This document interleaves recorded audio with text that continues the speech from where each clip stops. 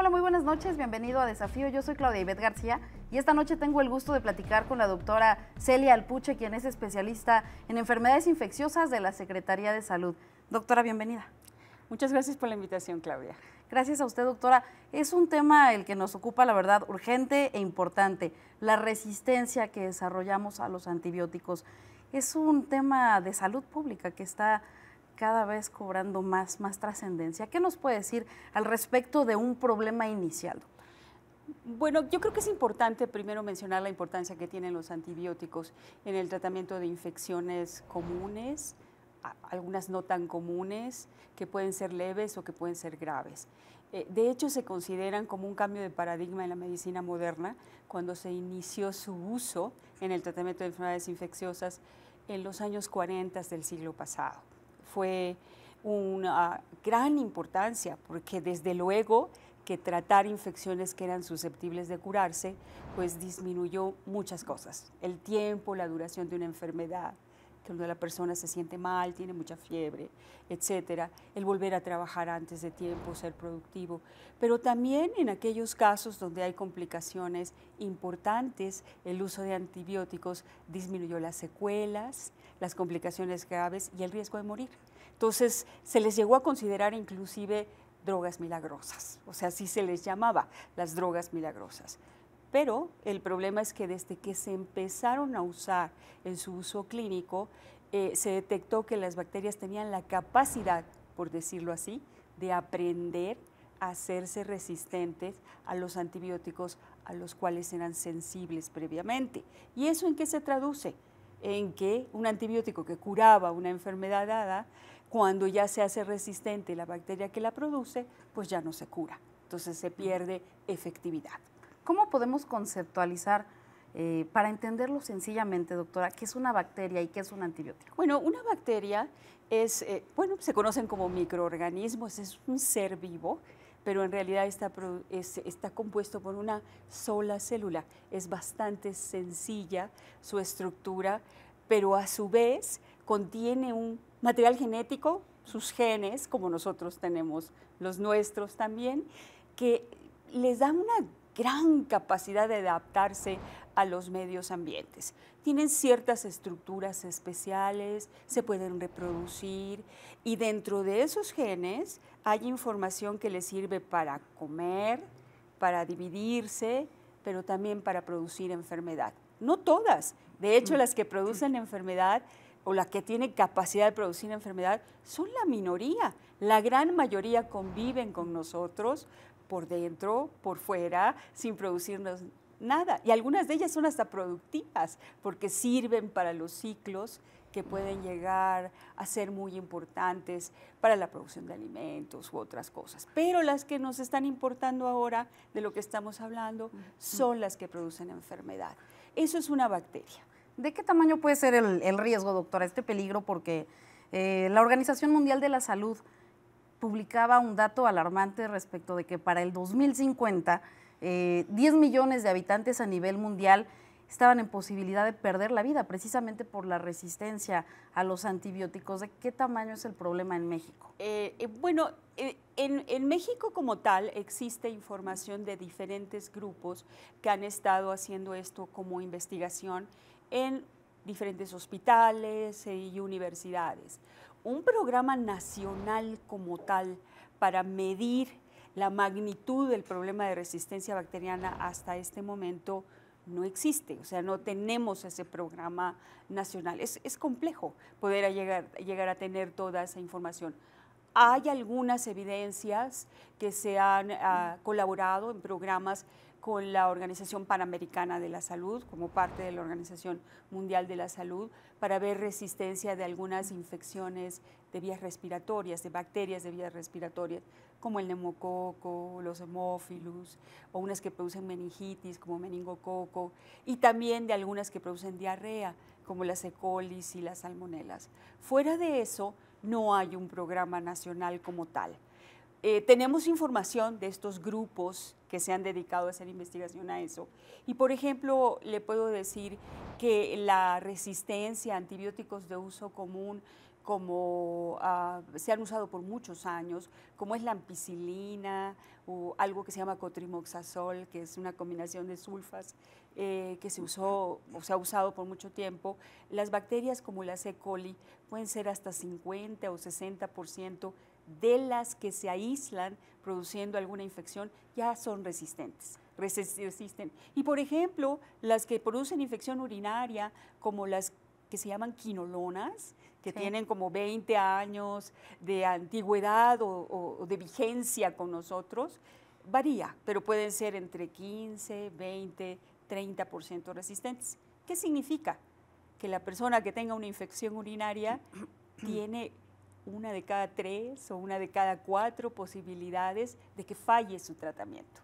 Un dato muy alarmante, creo, también es esta proyección que hace la Organización Mundial de la Salud respecto de que están muriendo más personas por la resistencia a los antibióticos que por el cáncer. Bueno, lo que pasa es que esto es algo que ocurre todos los días y no nos damos cuenta porque realmente ocurren infecciones leves o infecciones moderadas, y nos damos cuenta cuando realmente ocurren en infecciones verdaderamente graves que requieren un tratamiento antibiótico. Para decirlo más claro, muchos de los antibióticos que se prescriben ni siquiera requerían ser prescritos. La gente los toma o no los toma completos, abandona sus tratamientos, toman las dosis incorrectas, cambian los tiempos de cada vez que lo tienen que tomar y no pasa nada, porque a lo mejor ni siquiera requería ese antibiótico para su curación. El problema es cuando sí lo requería y se presenta el problema de resistencia bacteriana. La cifra que usted menciona fueron evaluaciones, estimaciones que hicieron en Inglaterra, y publicaron un documento en 2015 muy amplio para alertar sobre los riesgos. Y como usted sabe muy bien, a las autoridades les interesa mucho saber cuánto cuestan las enfermedades para poder hacer planes y controlarlas. Y por eso es que se hicieron esas estimaciones. ¿Usted qué opina respecto de los cambios en la legislación que se llevaron a cabo, doctora? Porque si bien es cierto ahora acudimos a las farmacias y no nos pueden vender un antibiótico sin receta, realmente no siempre eso se respeta. Sí, esa es la realidad. Puedo comentarle cómo es que se dio esto. Durante la pandemia de influenza en el 2009, una de las cosas que se detectaron en la Secretaría de Salud es que cuando venía un paciente con influenza, que es una enfermedad viral, y que no requiere antibióticos del tipo antibacteriano, ¿sí?, sino es un antiviral el que requiere, el médico decía, bueno, toma este antibiótico y vete a tu casa, en vez de identificar los factores de riesgo en los casos graves que podrían llevar a la muerte. Entonces, se vio la gran necesidad de mejorar la calidad de la atención y no dejar en manos de todo el mundo la posibilidad de ir y comprar un antibiótico con un criterio que no tiene una calidad suficiente de una atención médica. Esa fue la razón. Existen ya algunas evaluaciones que está haciendo el grupo de la doctora Anaí Dresser y otros, el Instituto Nacional de Salud Pública, para saber qué ha pasado con el uso de antibióticos después de esta política pública, que es muy importante para poder mejorar el uso de los antibióticos. Y se ve que si hay una disminución discreta del uso de antibióticos, igual que ha pasado en otros países cuando se pone esta legislación. Sin embargo, cuando vemos el tipo de antibióticos que se está prescribiendo, por ejemplo, los más antiguos han disminuido su uso, pero los más modernos han incrementado, o sea que aún adentro del tipo de antibióticos no todos han disminuido, algunos han aumentado. Pero aquí viene un punto muy importante, que es la calidad de la atención, por una parte, o sea, del que prescribe. Pero también sabemos que hay una demanda muy fuerte de la propia población que considera que cualquier tipo de fiebre, cualquier tipo de infección requiere un antibiótico y la demanda. Hay una presión muy fuerte sobre el prescriptor, que no necesariamente es así. La gran mayoría de las infecciones respiratorias, catarros comunes, no requieren antibióticos. La gran mayoría de las diarreas no requieren antibióticos porque son virales, se curan solas. Es cuestión de unos días, de tomar sintomáticos, de descansar y se curan solas. No requieren antibióticos. Si bien es cierto, doctora, que se tendrán que armonizar las políticas públicas, que se tendrán que poner en práctica nuevas legislaciones al respecto, ¿cuál es la recomendación hacia nuestro público televidente? ¿Cuál es el llamado de usted como comunidad médica respecto a lo que podemos hacer en casa para prevenir este tipo de situaciones? Yo creo que todos sabemos distinguir cuando tenemos un proceso infeccioso banal, ¿sí? Como un catarro común, que ya sabemos que tenemos la nariz chorreando, estornudos, alguna molestia, un poquito de fiebre, que realmente eso solo requiere un poco de atención en casa. Y también sabemos cuando nos sentimos más mal, el cuerpo más cortado, las sensaciones más fuertes, lo mismo con cualquier otro tipo de infección. El consejo es buscar atención médica, siempre, y no tomar medicamentos antibióticos o cualquiera por uno mismo, sino que tienen que buscar la calidad del que sí sabe prescribirle para cuidarse a sí mismos. Eso es muy importante.